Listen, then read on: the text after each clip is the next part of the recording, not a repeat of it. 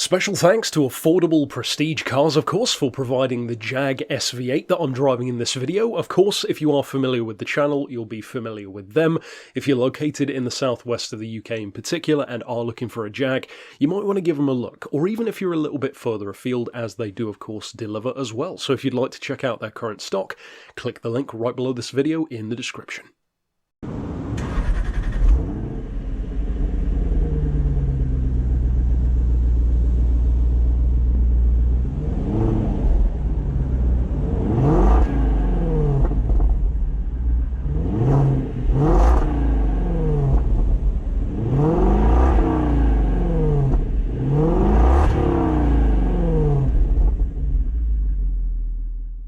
Back in 2020, when I first drove the Jag XFR, I enjoyed it so much and it was such a pleasant surprise that I actually ended up giving it my Car of the Year award that year. And it beat out some very impressive competition. And I actually say to people occasionally that the XFR is probably the best car I'll never own. And the only reason why I've never actually bought one is because it's just a little bit too visually understated for me.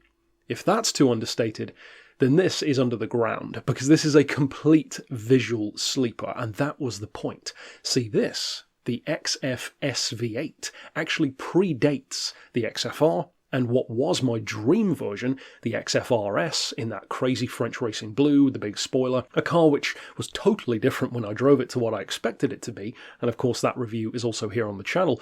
But this one is literally the opposite end of the spectrum to the RS in every way. In terms of performance, in terms of cornering, in terms of pricing, certainly, in terms of visuals, it is the polar opposite of the RS.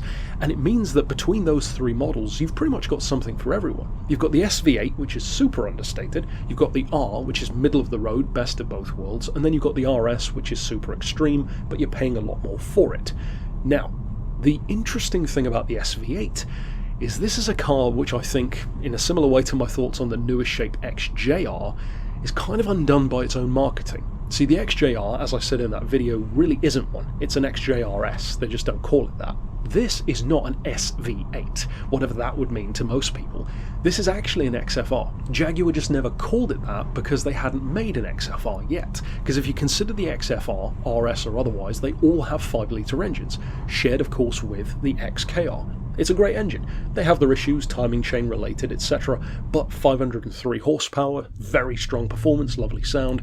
There was never a version of the XFR though to have the previous engine, the engine which my XKR had, the 4.2 Supercharged. Except there is. It's this car. They just don't call it an XFR, they call it the SV8, because that is exactly what you're looking at.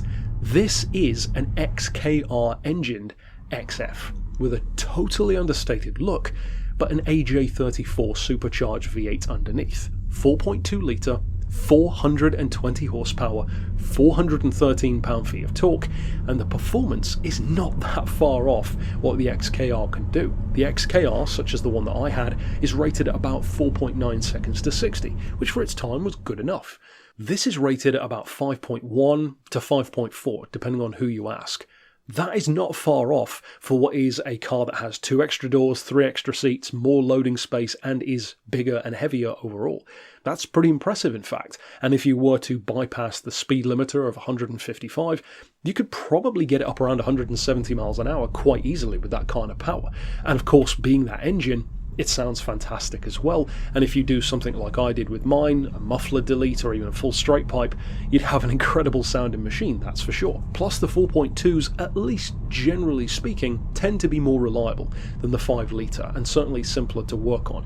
They tend to have more so cooling related issues, mostly from what I've seen and heard from other owners, but this does share a couple of downsides with the XKR, and these are very common downsides, not just with those, but most performance cars, especially ones with bigger engines from this kind of time period. The first one is road tax. Here in the UK it's the highest category, just like an XKR would be, and of course the fuel economy, being the exact same engine but in a bigger, bulkier car, is not going to be that great. This is no 2.2 diesel XF, that's for sure. You can get about 30 to the gallon, maybe even a little bit higher on the motorway. Average is more like the low to mid 20s though. From practice, I used my XKR as a daily and I averaged 23 out of it. which was never too much of an issue, to be honest, because a lot of the cars that I've had have been in that kind of region, be it a W12 Bentley, anything down to a V8 Maserati. They all seem to hover around that kind of low 20s region, so it's pretty much what I'm used to. For some people that might be a deal breaker in more of an executive luxury saloon, but that's a case-by-case basis from person to person. What then about how it actually feels to drive?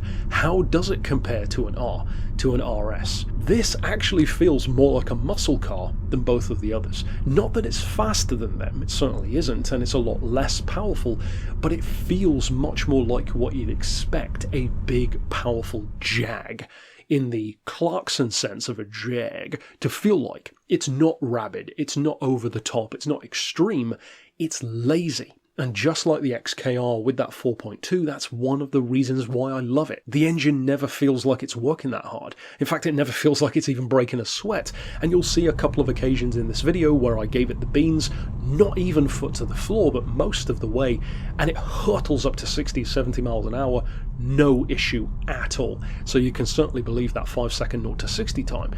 So if you're looking for performance, and crucially, if you're looking for it in an understated, completely sleeper package that looks almost identical to some regular diesel XF, then absolutely this is the car for you. It's the most understated performance XF there is. But in terms of its driving manners, if you're going into this wanting the kind of slip-slidey, aggressive cornering of an XFR, or if you want it to be this super sharp, precise, high-performance, honed weapon that is the RS, you don't get any of that, because this is not that level of car. There is, after all, a reason why it's not called an R. They could have named this an XFR, but they didn't. They chose to give it a different name, and even though I do kind of consider this to be an XFR, just with a 4.2, I get why they didn't do it. It does give you the advantage of not having as much value on the used market, which means you can get a bargain, but in terms of even how it drives, it is different. It feels like it swings more to the luxury long-distance end of the Jag spectrum and pendulum, rather than the extreme performance or cornering end. Now, I'm sure with that kind of power and rear-wheel drive, you could definitely get the tail out, and the weight and the balance and the way it shifts its weight through corners is much like the XK, very conducive to having fun when you want to. The difference is that this car feels much more torque forward. So the XFR feels pretty well balanced between power and torque. The RS feels like it's all horsepower, doesn't really use the torque as much. This feels like it's the total opposite. All torque, doesn't really need the horsepower. Almost like the surge of torque of a diesel engine, but way more so, and with a much better soundtrack. And unlike a diesel engine, it doesn't peter out for top-end performance. Ultimately, the only issue, really, fundamentally with the SV8 is that they're not at the moment that much cheaper than XFRs. Sure, you could get a really high miler for 3, 4, 5 grand, and you could take the risk on it. But on the upper end of the spectrum with, say, 60, 70, 80,000 miles, which is about the lowest you're generally going to find, you're looking at 8, 9, 10 grand. So you can get an XFR for, what, 15, 16,000, in some cases less, but that's the kind of territory you're looking at, certainly for an earlier XFR. For a facelift, maybe closer to 20, and of course for an RS, more like 25 to 35, sometimes even higher. So the prices are spaced out, but between this and the XFR, they're not quite spaced out enough for me to say that this is categorically a better bargain. I do still believe that overall the XFR is the best performance version of the XF, for sure. This vehicle, spoiler alert, will not have my Car of the Year award, whereas the R version did. And the RS didn't either. This SV8, though, is the one for someone who wants two things in particular. One, you want a Jag that feels more like a muscle car than a sports car. This definitely falls more on that end of the spectrum. It's big, it's comfortable, you can feel its weight, you can feel its torque, and it feels lazy in the best ways, like an American muscle car, but a modern day interpretation of that. So of course I love it.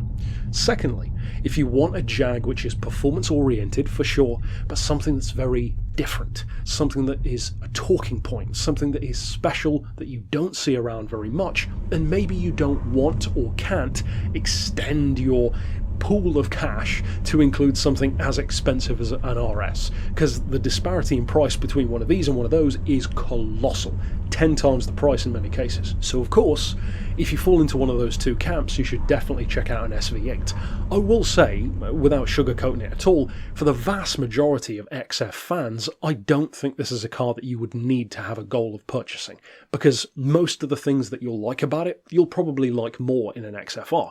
It is very specialised, perhaps even to its own fault. But that's only a problem now. Back then it wasn't as much of an issue because the XF was a much newer thing, and this was before the XFR became the legend that we know it as now. So back then it made total sense. It's only these days that the car has kind of slipped between the performance cracks in the market, and much like, in my opinion, the XJ Super with the 500 horsepower V8 engine but no R badge, that allows these to slip into the more luxury muscle end with much lower prices. Just don't expect anyone to necessarily know what it is. If you're buying a Jag to show it off, it's probably not the car for you, because nobody would know what it is unless they know their Jags.